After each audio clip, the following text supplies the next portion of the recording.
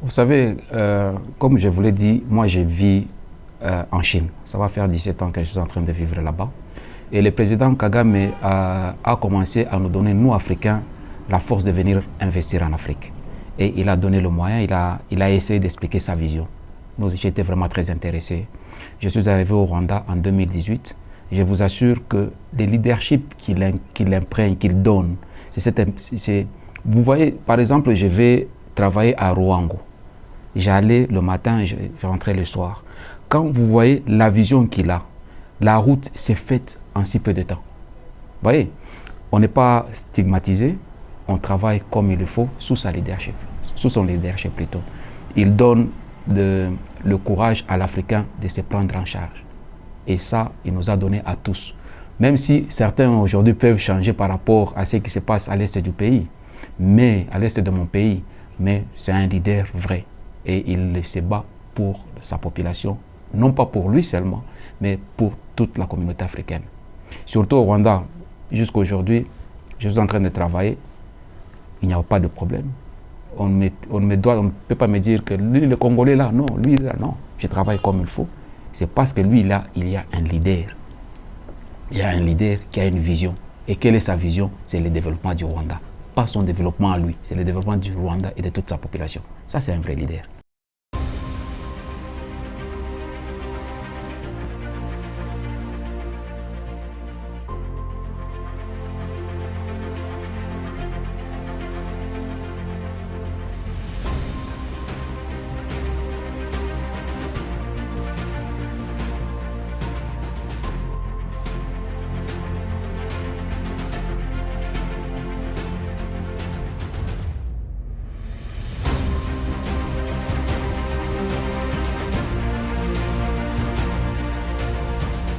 Bon, j'ai commencé à investir au Rwanda. Pour la première fois, je suis arrivé en 2018, je crois.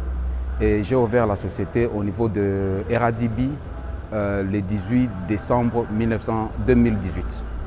Donc, j'ai été très bien accueilli ici au Rwanda. Et le Rwanda m'a ouvert le bras dans ces domaines où, comme son plan d'action, c'est le processing final.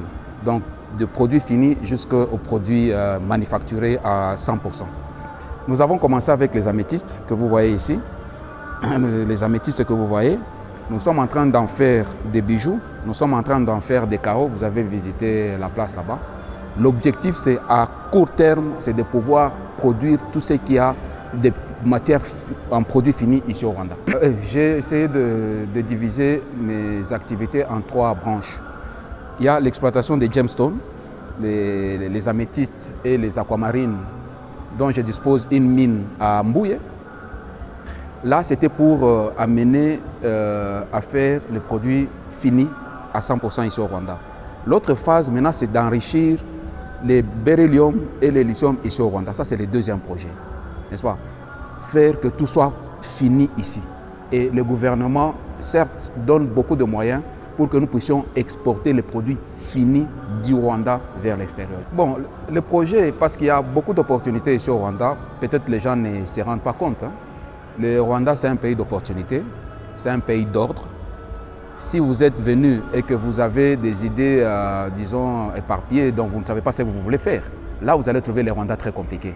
Mais si vous savez suivre de l'ordre, payer les taxes, écrire des lettres, et le Rwanda va vous soutenir à 100%. Donc moi, je suis très fier de travailler au Rwanda. Le projet, comme vous voyez, vous avez visité mon usine. Le projet, c'est à court terme pouvoir terminer l'exploitation donc faire les produits finis en gemstone. Et l'autre phase, c'est d'enrichir peut-être le lithium, c'est d'enrichir peut-être le beryllium au Rwanda. Je suis congolais d'origine, mais je suis basé en Chine, ça va faire 17 ans. J'ai eu à visiter plusieurs pays en Afrique, et surtout dans la zone de l'Afrique centrale ici. Je vous assure que le Rwanda, le climat des affaires, il est très bon. Pourquoi? Parce que ce n'est pas le Rwanda vous donne la possibilité de travailler, qu'on ne dise pas qu'il y a un général derrière, qu'on ne dise pas qu'il y a ceci, non, donner l'argent pour avoir ces documents, non. Ça, c'est l'avantage du Rwanda, n'est-ce pas? Il vous accompagne, vous venez avec un projet bien, il vous accompagne, il y a des services qui sont là, il y a REMA qui est là, il y a quoi? Il y a Eradibi qui est là, il y a Rwanda Mining qui est là, qui vous donne des conseils. Même Rwanda Revenu. Si vous avez un problème, vous allez vous les approcher, ils vous expliquent non, ne faites pas ceci, faites ceci pour le développement. Donc ils n'ont pas intérêt à mettre de blocage par rapport au business. Parce que plus il y a plus d'emplois, plus de travailleurs comme des investisseurs comme moi, plus mes frères, mes frères vont avoir du travail, et le travail c'est le développement d'un pays. Et les Rwandais tiennent ça. Vous savez, l'unité, c'est notre unité, l'unité des Africains, c'est ça qui fera notre force. Aussi longtemps qu'on sera divisé, aussi longtemps qu'il y aura ces tiraillements parfois inutiles, ce sont les autres qui sont en train de profiter. N'est-ce pas? Il y a quelqu'un qui peut venir, il a besoin par exemple de mes améthystes ici, il a besoin de lithium ou bien de coltan et consorts.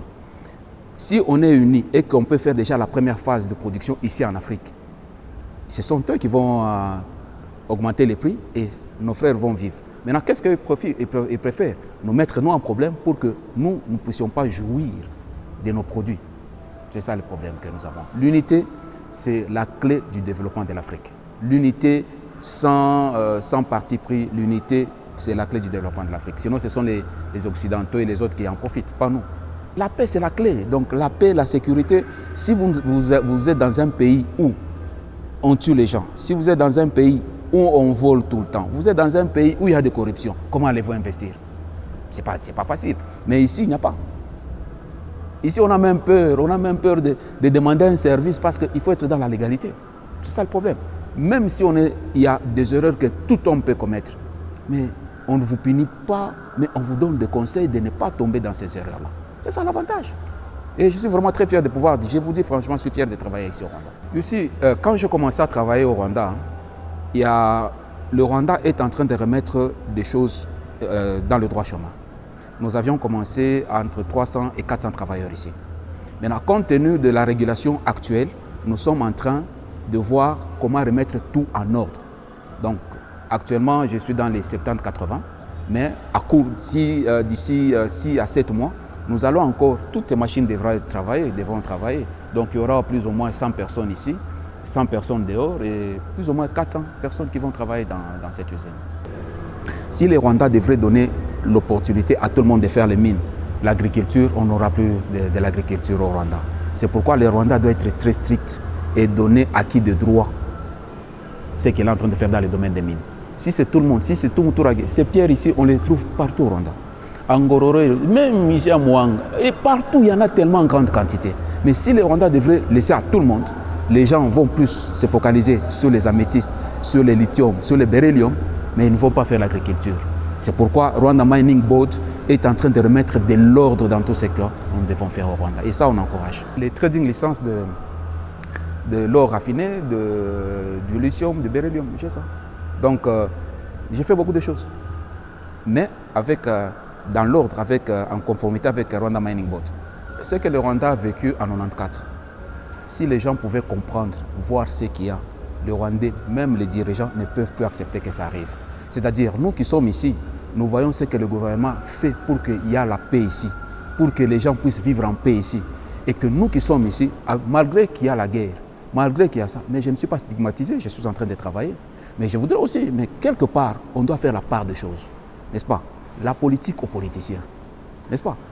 La vie que nous sommes en train de mener, il n'y a pas que moi, j'ai un grand ami, le docteur Awazi, il exerce, j'ai beaucoup d'amis qui sont en train d'exercer sans aucun problème. Notre souhait à nous aussi, c'est de voir les frères qui sont aussi au Congo être peut-être mieux traités comme nous aussi on l'est. C'est ça le problème. Et l'exemple que les gens devraient comprendre, devraient savoir, le Rwanda a vécu tellement d'atrocités qu'ils ne peuvent plus permettre que cela puisse recommencer.